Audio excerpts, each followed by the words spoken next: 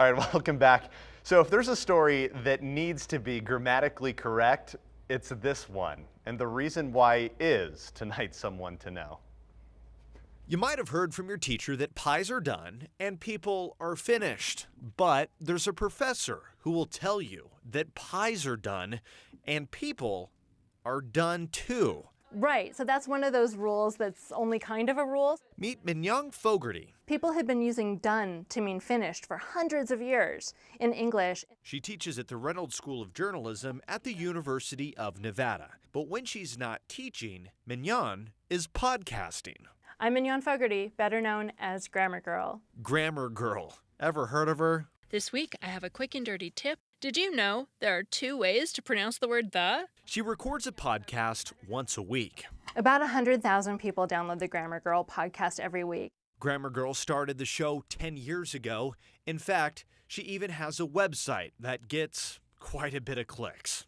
It's about 1.5 million a month. Last week, she was inducted into the Podcasting Hall of Fame in Chicago. But while I was there, I was really surprised because I also won Best Education Podcast for the year. Needless to say, Mignon knows her stuff, and she has the hardware to prove it. And you might be thinking that people's English has gotten a little worse. The world is not going to hell in a handbasket.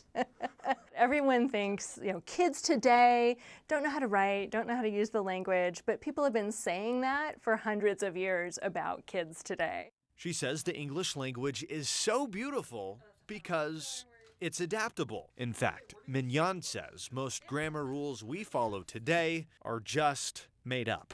You shouldn't end a sentence with a preposition. There is no logical reason for that rule, and no modern grammarian will tell you that it is a rule. What? Right. What? No.